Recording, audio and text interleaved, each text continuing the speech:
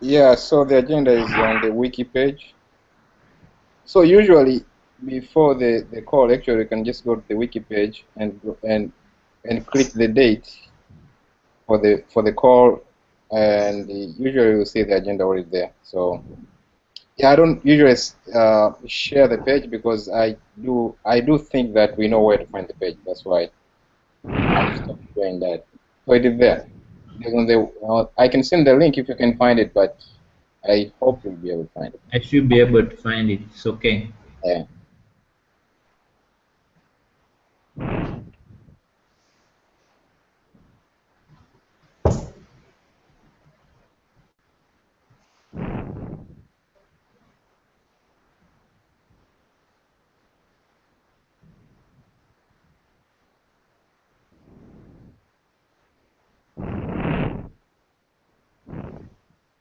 Yeah. By using the convention of dating all minutes with year, month, date, that format, you can put in the date of the meeting and find the page pretty quickly. I mean, by searching the wiki for that date, you can find it pretty quickly. Thanks, Mark.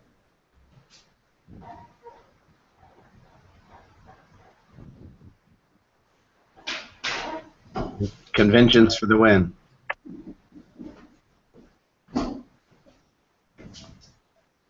What was that? Conventions for the win.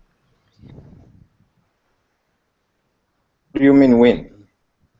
No, not win. Win Rebecca.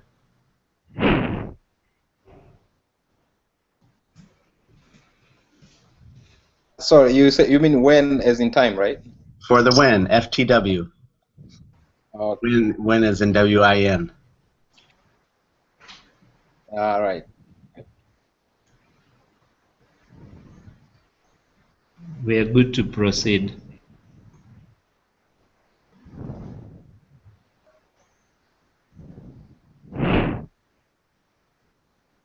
Yeah, so if you look at the first agenda, actually, it's the quick Scrum. It is just Scrum update, and I put it there because usually on Wednesday we don't actually do the Scrum on RLC, and I thought, okay, because you are talking, it's easy if you just do it really quick, even though some of us are not going to do the Scrums.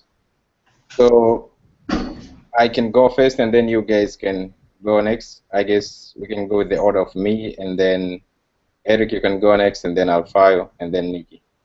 And then Bark, if you want, and Bonnie, you can join later at the end.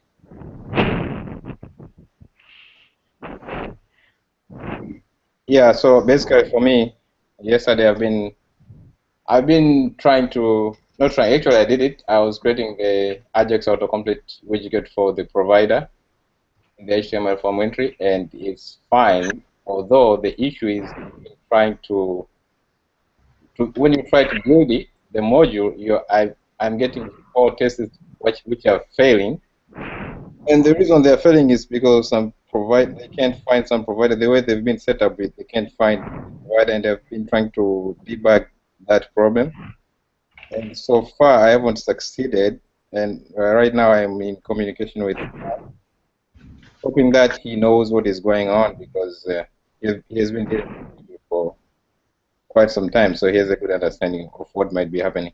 Other than that, I tried to deploy the module. I did the build without test, deployed it, and it's fine on my instance, although even the other version was fine. So the only way to know if it is fast is to deploy it on the place where you can test it, which is either production, or I think it was also slow on one of the other servers, if I have not mistaken. Yeah, go ahead. The test server. Yeah, so it can be deployed there. But yesterday I was trying to do that, and the connection was very slow. I couldn't. So you guys, you can go to my repo of the HTML form entry, and you can actually pull the branch, which is HTML 596 on that repo. Then build it without test, because there are some tests that will fail, and then try to see if it is faster on the test server. I can try to do it today again. Yes, the speed is good. Yeah, on the other end, actually, I was supposed to be doing the Elasticsearch research, exploring how to configure, run it, building the index, but I couldn't because the bugs in that module took a lot of my time, and I couldn't get back to do something else. So that's all for me for yesterday, and I guess for you guys for today. So the next one can proceed. Thanks. Okay, hi guys. This is Nick. For me, I've just been researching on Angular, Kama and Jasmine, just testing. I've succeeded to write unit tests for the controllers and also to mock data that is subject to the controller for tests. I've also succeeded with testing the services. So I guess that brings my research in AngularJS testing to an end. Yeah. I have a repo for that. I'll share the link with you guys. Yeah, that's my update. So for me, I've simply been working on sync. So I've done the necessary configurations and minor tests. So far it's working fine. I've tested it both without HTTPS and with HTTPS. It's working fine. So we just need to come up with a project as well as had suggested and update that. I've also been doing a lot of Angular, so I've done a bit of how to build a simple application, build some simple tests, even though it's still not very good in terms of writing the test that we want to include within simple applications like that.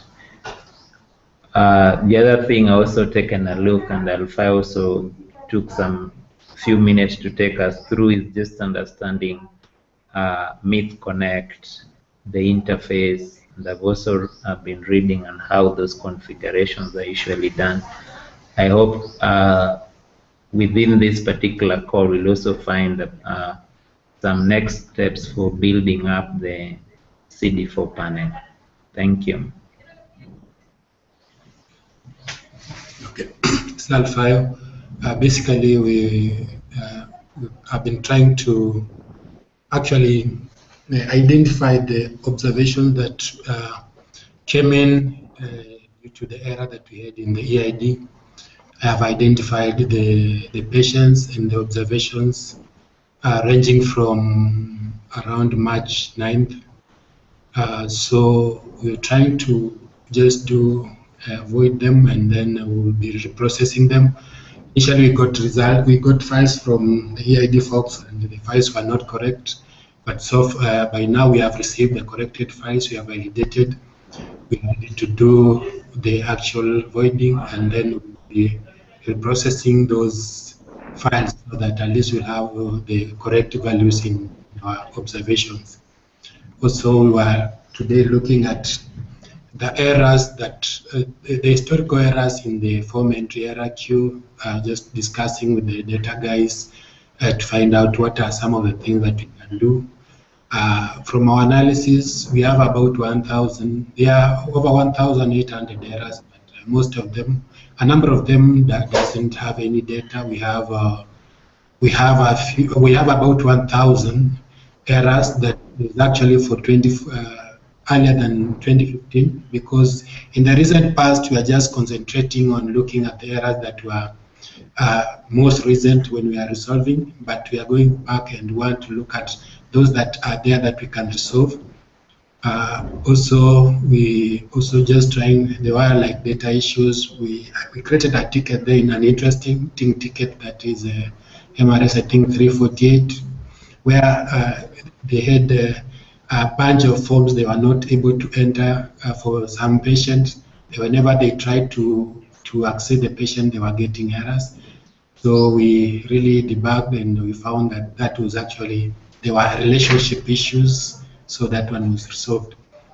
So that is it. So basically, once after this call, we'll go work with the Augustine, we void those patients for EID, and then we not the patient, the observations. Then we'll have those forms files reprocessed. That's it.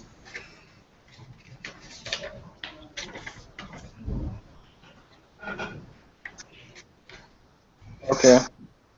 Thanks, guys. So I think we shouldn't. Willard, sorry, just before you proceed, you said when we go to the HTML GitHub repository, Yeah. which point do we check out? If you go to my account. Okay, to your account.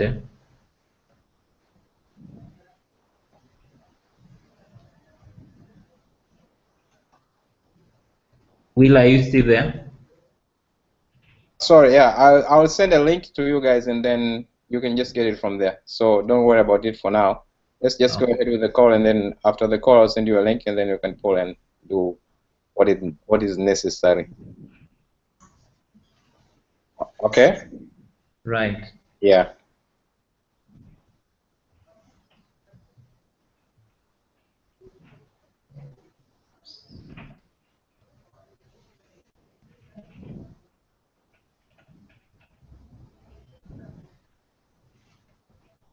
And then I think there was something else. Yeah, the ticket that I just created, I think MRS for 349. We were trying to look at it with Eric as well. There is a link that the data guy, the M&E team uses to monitor the patients who are to come to the clinic.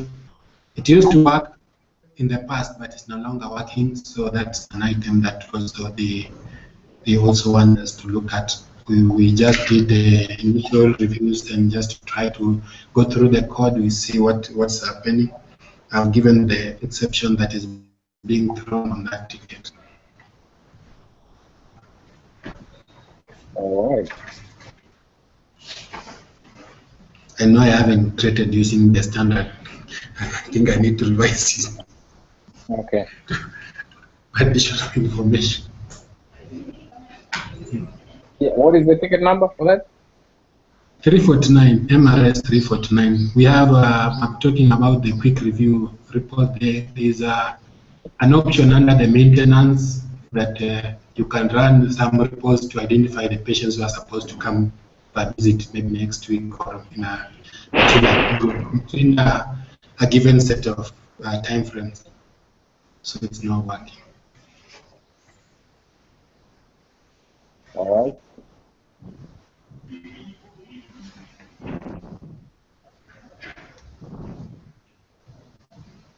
So this was resolved. The status is resolved, right?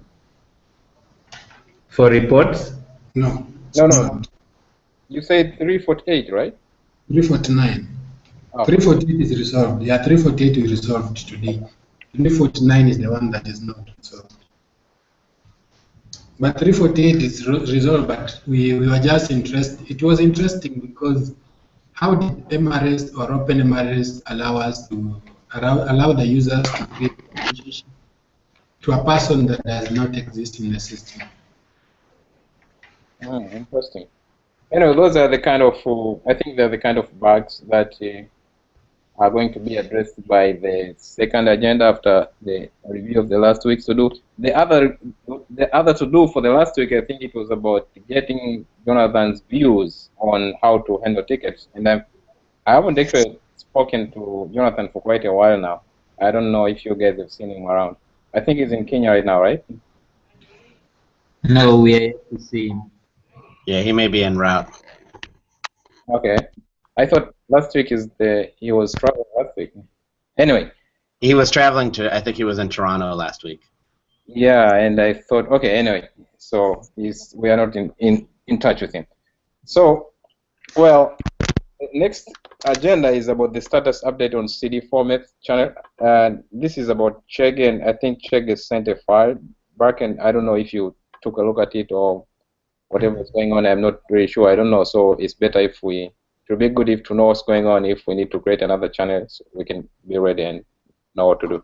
Yeah, so so they want to import CD4s just like they've done with the viral loads and HIV DNA PCRs from EID into AMRS. And Chege did get some files for us, and I think Mincha helped get those onto the AMRS server. I haven't. I've been able to see that I could see them. I haven't until just now been able to actually look at the contents to start examining them. But it looks like we have about 10 files of CSV files with results in them. So we can start characterizing those, understanding what the values look like, and then that will allow us to essentially duplicate the viral load channel that we have and do it for CD4. So who is it? Is it Alfaio that is working on this on the Kenya side, or I've heard Eric saying he's working on it?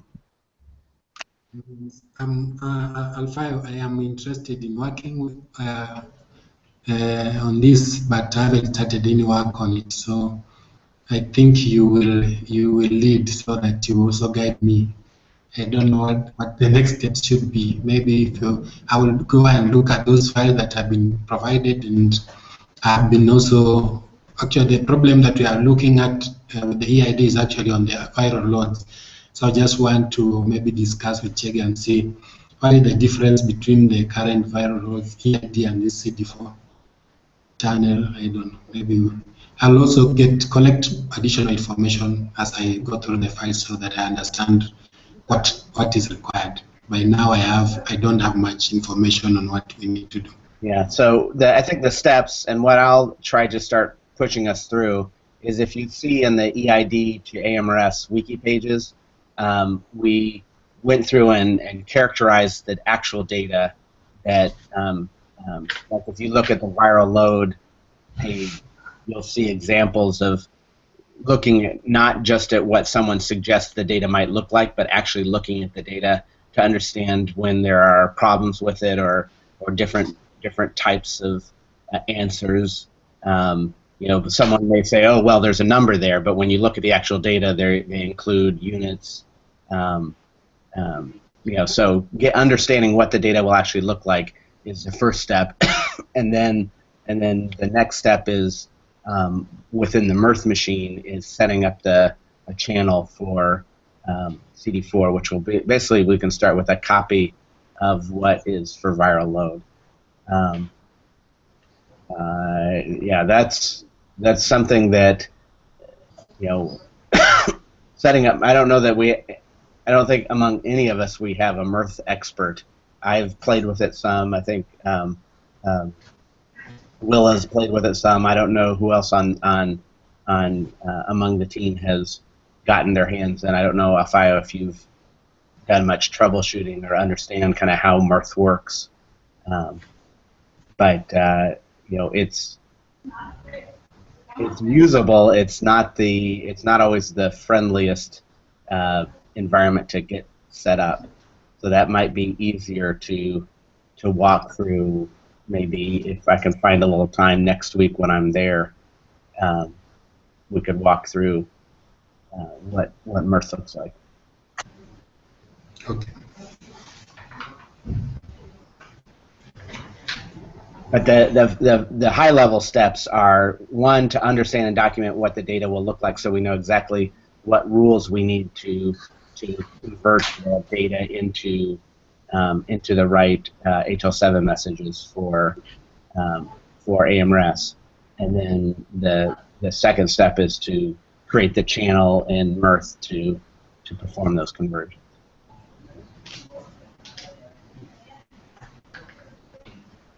Okay, thank you. I will look at it and ask any questions, and I'll be glad to work on it. Yeah, I saw what you did on the other channels. I've been at least playing around with them. I know I have a few ideas on what can be done, so I'll look at the data and see what we can do. Then we can discuss this going forward. Maybe as you come, I will have some more understanding of what is required.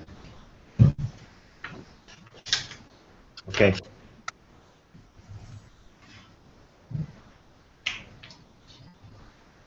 Okay, that's good. Yeah. So this is very interesting, and I'm thinking of the way we are handling this right now.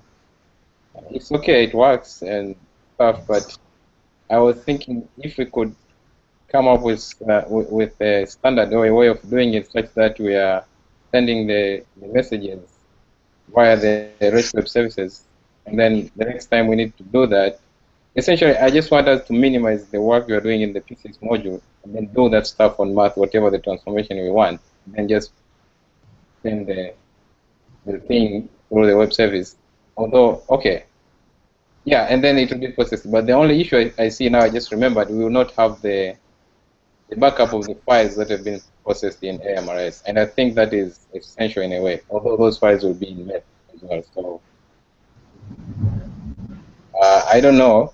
I think maybe it's okay. We can still do that, considering that we have backup in MET, unless there is any other objection to this kind of arrangement. What do you think, guys? For work, especially. Yeah, I mean, I think JJ asked the EID guys if they could expose their data via REST. The challenge will be, how do we what does that actually mean for them to expose it via REST? They have CSV files, so they'll basically be showing, maybe allowing a download of those files, or maybe getting an index of those files, which I don't know if that adds a whole lot of value to us. Actually, I don't think it's necessary for them to expose their data via REST web services. What I think is we shouldn't have another module in AMRS that is doing the stuff that is supposed to be done by just HL7 and yeah, I guess. Yeah. Although I don't know if you'll be able to, because the thing is there are some custom things we are doing there that are related to those messages. If we can get to a point where we are sending the standard HL7 messages, then we don't have to worry about modifying the PCS module every time we are giving some other requirement. What we just need to worry is how to do it in MET. That's it. Agreed. I think understanding kind of how the message should look like and how AMRS, like how the standard HL7 a standard HL7 processor should expect those to look like and be able to store them. Yeah. I agree. Yeah, that's what I was thinking. Okay, so that is it can be kind of at the back of our minds right now because we need to get this real quick, so we don't want to be reinventing everything. Yeah, that's where I think the right now just kind of copying what we have is probably the quickest path. Yeah. Okay, thanks for that. So basically, what we come the conclusion here, you'll be working with Alfio to make this happen, right? Sounds like it. Yes. Yeah, which means we need to have a project on Jira. It's like, do we need a separate project for CD4? Oh, no, I wouldn't create a separate project for every epic we need to do. Yeah, it could be in. Yeah, I think it should say PCS. Then it should be under PCS. So Alpha, you're getting your to do here is to create that epic in the PCS module project. Then describe what the issue might be, and maybe you can even get the files, but you have to change the data. You just remember to remove any patient identification information, then put them there. That could be. I think it would be nice to have somewhere where you can just go and reference everything. Okay, I'll do that. Okay, so that's done. The next agenda is the bugs, Scrum board, and River. So Brack, you remember I sent the link for the Scrum. I called it a River, which basically was a Scrum board. and then I changed that to Scrambled. I also created a river, the one with the Kanban.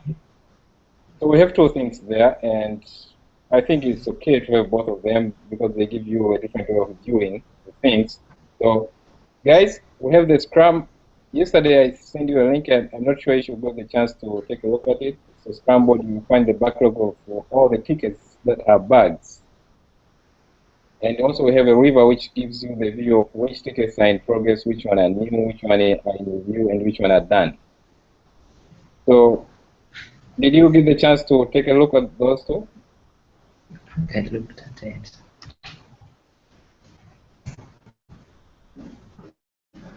I think I looked at it. What I was wondering if there was any priority attached. Yeah, so that is something we are working on. But today, actually, I was more interested in kind of give an overview of what we have in the bugs backlog. I think yes, last week I didn't listen to all of it, but we were discussing about how are we going to tackle these bugs. So basically, if you look at that link, I'll send the link again. You can check the RSA.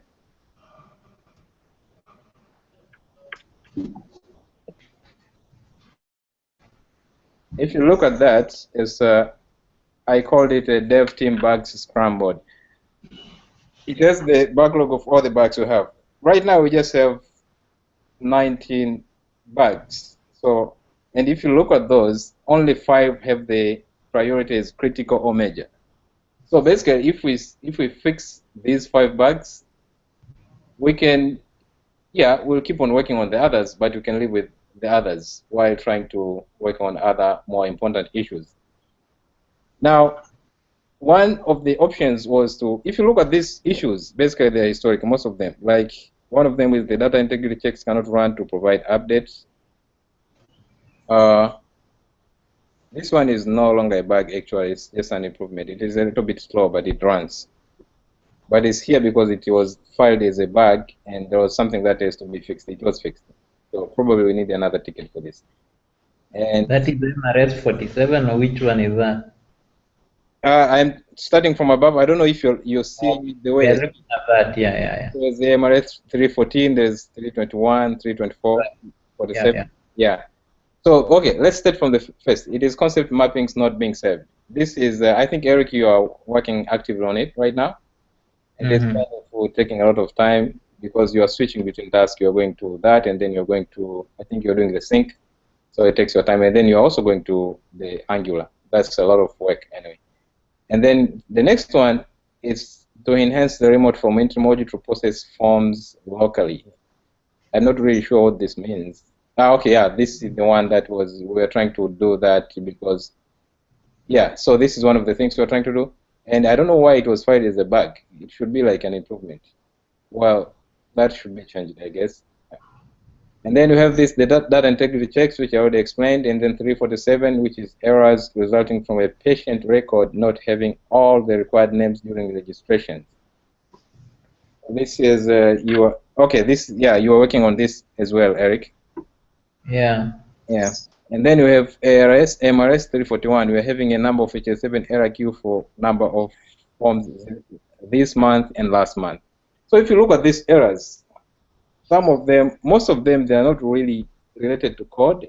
They are kind of, we are having some kind of data that are causing these errors to happen.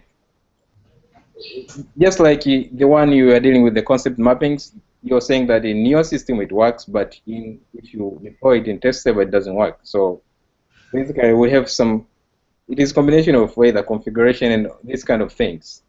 So this type of things, yeah. You are saying, you wanted to say something, Eric? No, just proceed. Yeah, so I was thinking we need to, not necessarily, for example, we can say we need to find like 1 week where we say, okay, we're going to attack these particular 5 issues and make sure that we are done with them. And we can do it in pairs. Like right now, when you are dealing with the concept mappings not being served, you just do it with another person. You don't do it alone, so that you don't miss things easily. That way, we will reduce the amount of time we are dealing with this issue, because what happens is you deal with this today, then tomorrow you don't do anything, or maybe after 2 days you come back again. You don't really start from where you left. You are starting a little bit earlier than that. So in order to avoid this kind of a scenario, it's better if we say, okay, let's take this time and just try to fix these 5 bugs, especially these 5, because they're just 5. I didn't want to talk hypothetically, because we do have the tickets, which we know they are bugs. They are 5. They priority as major or critical. So what do you think, guys? That's just how I was thinking of it.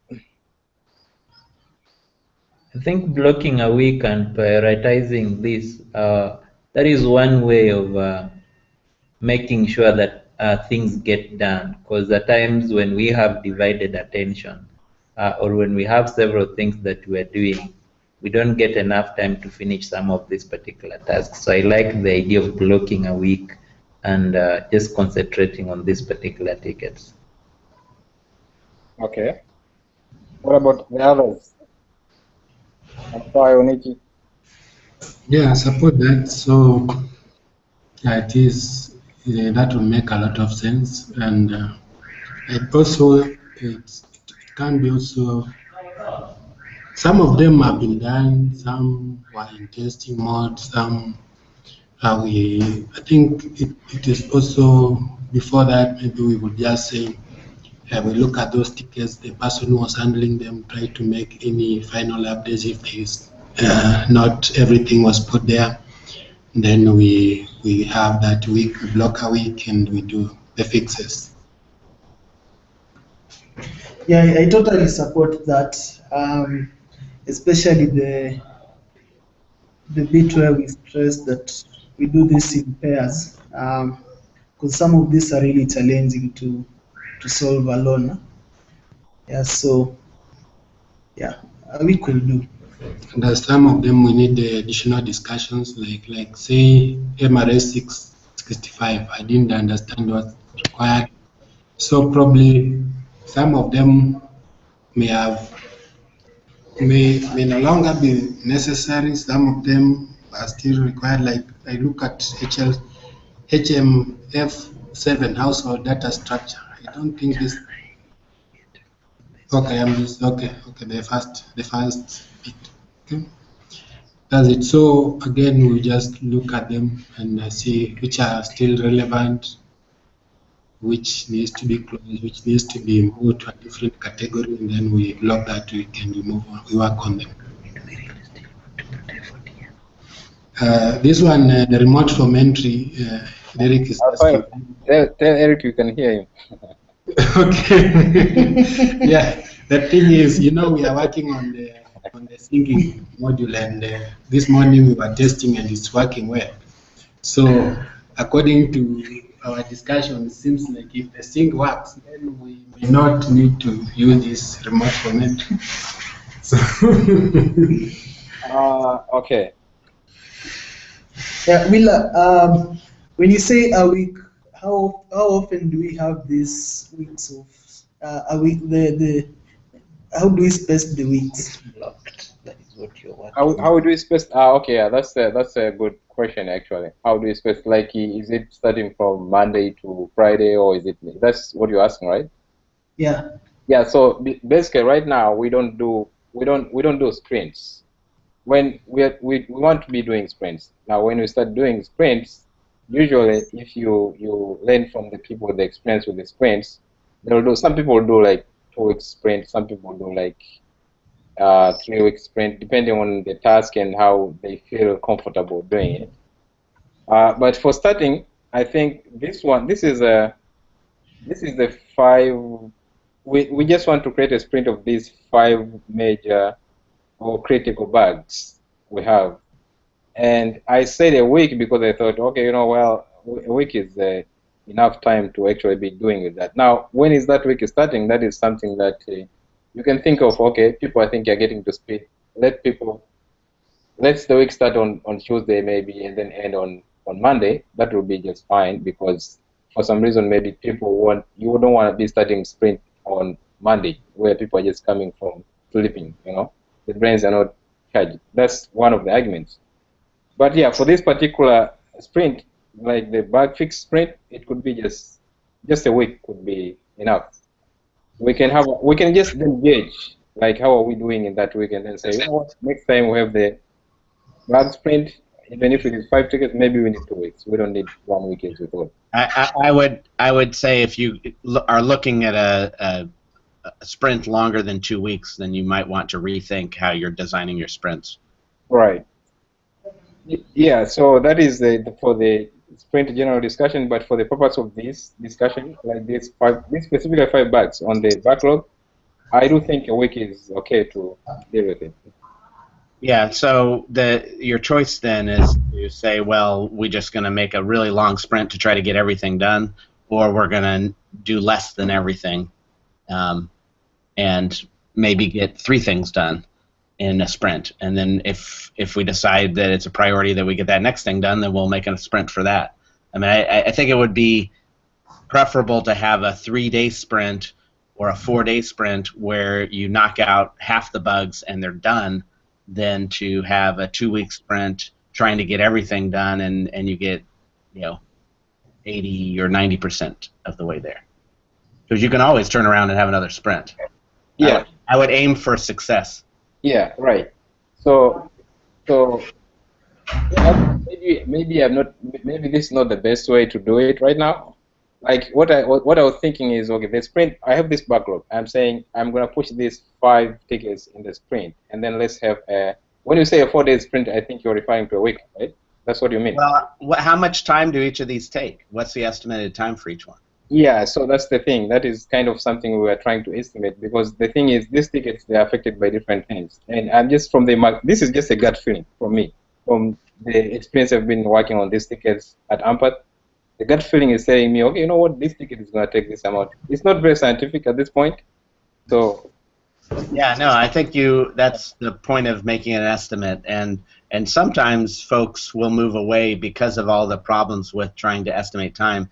They will assign story points as just a relative kind of how much effort they think it'll take, just so that people can feel more comfortable using their gut.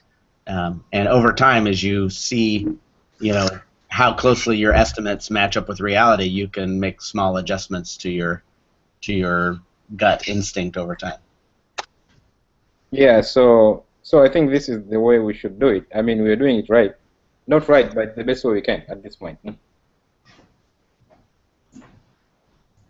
Yeah, so guys, that is good. We can decide to do that, but when do we do this? That depends on what you guys are doing right now, because when we start doing this, we don't want to be, be dragged back by a lot of things that are still hanging on our shoulders.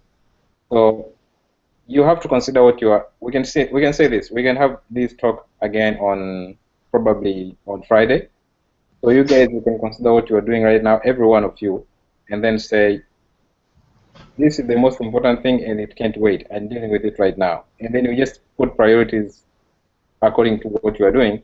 And then we can have a very short discussion and see how are we going to adjust so that we can say, okay, from this week, from this time to that time, we're going to have a sprint of bug fixes for this amount of time. What do you think? That is fine. Yeah, so on Friday, I guess around the same time? Friday, I won't be in the afternoon. Okay, you won't be that's the challenge of working across time zones. So, Eric, you want me to be up at 2 in the morning? Monday at? No, I'm saying you want me to be up at 2 in the morning. No. No, we can just maybe, now that why don't we discuss it on Monday, now that on Monday we are scheduling that if we are having our sprint supposed to start on Tuesday, so we can have a discussion on Monday. On Monday when? On Monday we have, I think I have a call in the morning. Okay, we can have a call. I can have a call with you guys at 8 in the morning, which will be 3 for you. So yeah, that's fine. I think you can do that. Yeah. All right. Any other suggestion or critique or anything about that agenda?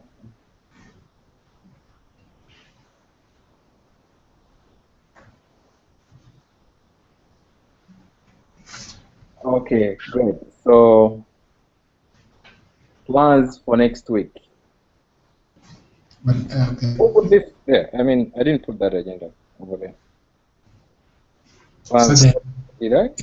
if anyone is still working on any of the issues, we just continue working on it until that, or we are saying these are bugs, we can wait. We wait.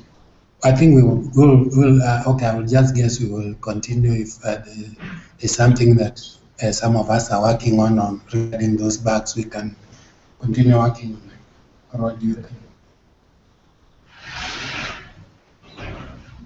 Like at the moment, I'm working on it's a bit the 341. Once I finish the issue of data, the data that we are having, I think it's still related to the 341. I was to look at most of the errors in the HL7 error queue are related to PCS, the data, the patients not being found. So that was the next thing I also wanted to look at once we correct the data that is incorrect, that is in the database. So that's why I'm asking that question. So I think Alpha, if you're working on some of these tickets, that's fine. Keep working on them. And if you fix these bugs even before we start the sprint, maybe we can just move up. We're not short of bugs. We still have the bugs. They just have a lower priority. So we can pick one of those up, and then we'll pick those bugs and then fix them, and then we can go ahead. Maybe you can have a sprint of bug fixes for like a week, and then 3 weeks we're working on different things, new features, creating some cool stuff, and then like in a month, if you're doing, assuming that you're doing a week sprint, then you can be doing something like that. So if you are, the short answer is if you're working on some of these bugs, keep working on them. Okay, thanks.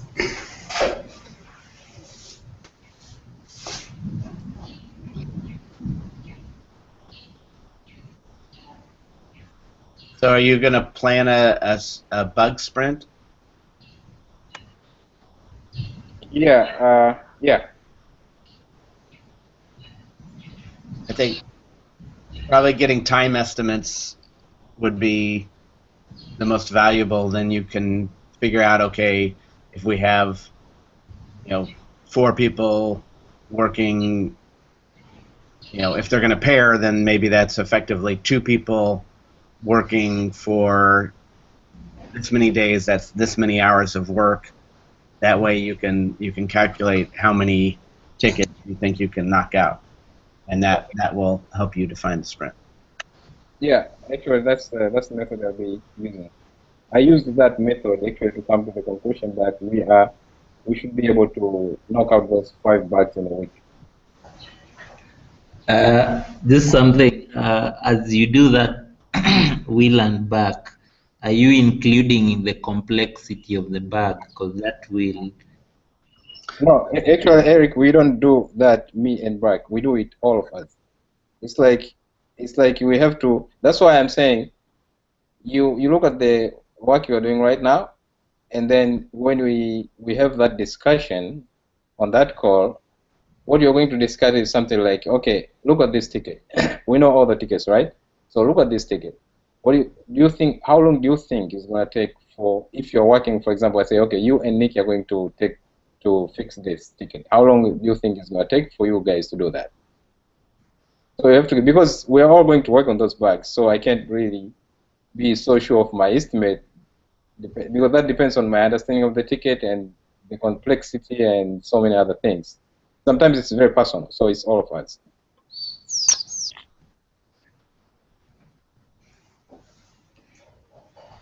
Yeah. So and rather than trying to get into is this a complex ticket or is it a simple ticket, I would try to include that in the estimate at the time. So if you look at a ticket and say this is really complex, once we figure it out, it shouldn't be too hard to fix. Then you may say, well, that's a 2-day ticket.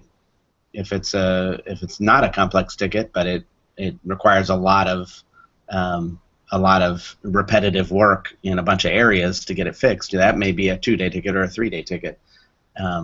So I would aim to try to get estimates on these, and I literally would go in the tickets, and you can Jira will allow you to view the tickets and navigate through them, and should be able to edit in place the time estimate for them to easily mark them as to add time estimates to them. And I would aim to try to get that before you start saying, well, this is what we're going to pull out of the backlog and work on.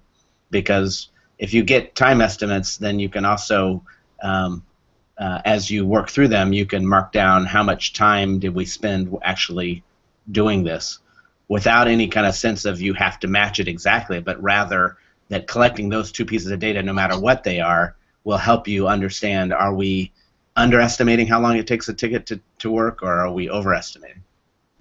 So the next time around, the next sprint, you can be a little closer.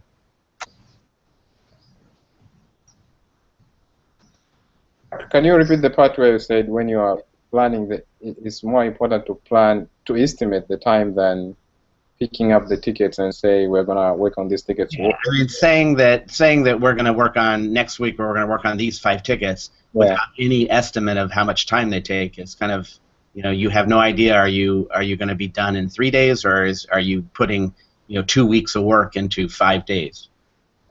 So it doesn't really make sense to plan a sprint without estimates of time on the tickets, because then you're basically just blindly throwing tickets in and hoping that they work out. The estimates don't have to be perfect, but at least if you have an idea, this is a 2-day process or this is a 2-hour process, it informs you as you create the sprint, so that you actually create and ideally you shouldn't aim to fill, if you have, let's say 3 man-hour, the equivalent of 3 people working for 40 hours, that's not 120 hours of tickets. That's maybe 100 hours of tickets with 20% wiggle room to make sure things get done. We lost you back, actually.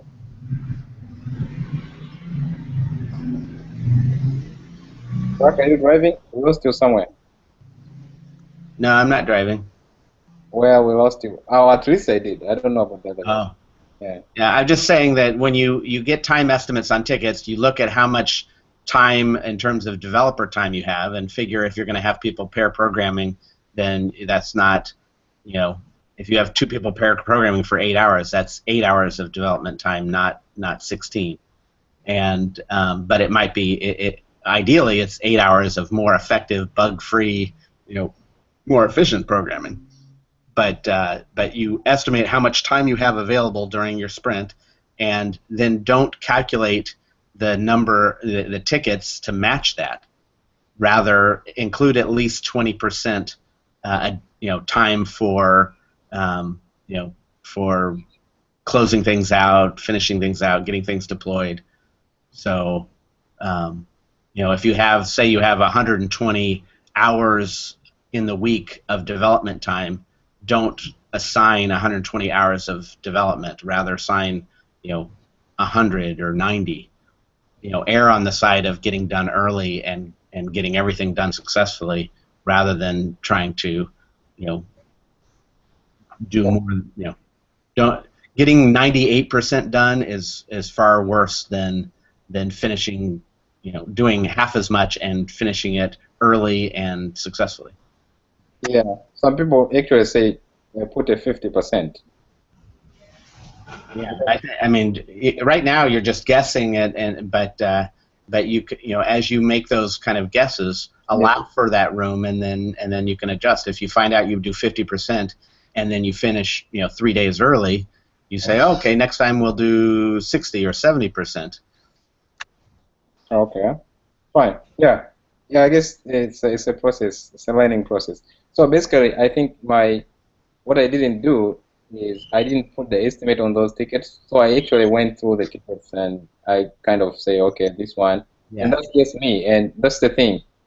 I think I don't know how we should do this. Maybe before we plan the sprint, we should have this call and then kind of say, okay, this ticket should take this time, and then put it the estimated time on that ticket, and then after that we can plan our sprint. If you put estimated times, and that doesn't have to be one person, you can just say, hey, we have these 10 tickets and we need to get time estimates on them.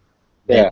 Then you can have a meeting and run through and just do it, or you can have one person do it, or you can divide and conquer, but get times on them, and then planning the sprint becomes fairly easy, because you say, okay, let's say we have 100 hours of development time, we're going to aim at 50%, so we're going to do 50 hours of development.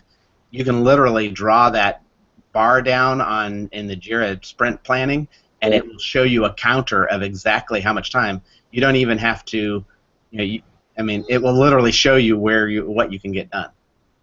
Yeah, so what I'm saying is, I think we're saying the same thing. What I'm saying is, I'm here and the team is on Kenyan side. And I think the time estimating process should involve everybody, because everybody is going to work. Just putting it on one person is not very productive, because their judgment might be very wrong. And of course, even if you're all of you are in the same room, still you can get it wrong. But still, I think you're reducing the chances of getting it wrong than just having one person doing the same task. That's what I'm saying. So I think before we do that, we can do that in the morning of Friday. Eric, you said that you won't be available in the afternoon, but I think you can be there in the morning, right? Yeah, I'll be there in the morning. It's only that it will not be convenient for you. No, it will be convenient. It will be your morning. Right. I was thinking my morning. Sorry. Okay. That's well. So what do you guys suggest? When is the best time for us to do that? Maybe you can do it tomorrow. We have that call. I think we can't. Tomorrow we don't have.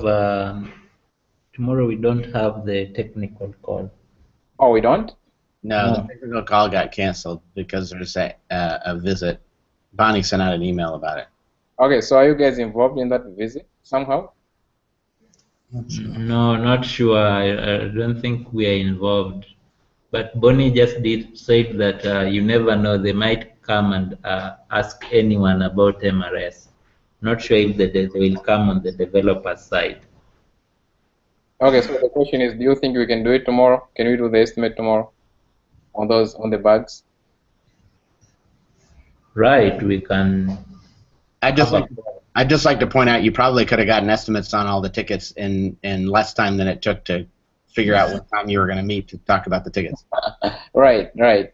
Yeah. So Mark, what do you suggest? What do you think? You think I should do it? No, I'm just saying that maybe next time, do a screen share and just assign the estimates, and instead of talking about how it should be done. Yeah, that's what I'm trying to get the time when you screen share and get this. Okay, well, I want to do it before the next dev call. That's why I'm trying to figure out the time before that. Otherwise, yeah, of course, you could just wait for the dev call and do that. That's why I'm trying to see if we can get some time tomorrow to screen share and then just discuss and get the estimates. So okay, let's do it this way. Let's plan to meet tomorrow to discuss about this, preferably before that will be the same time. That will be 4. I think that's okay. We can say we're going to do it tomorrow at 4 your time. Okay. Okay, great then. So that's decided. Yeah, so I guess that covers for the plans for the next week. A or B. Is there anyone with any other business? None from me. Not from me either.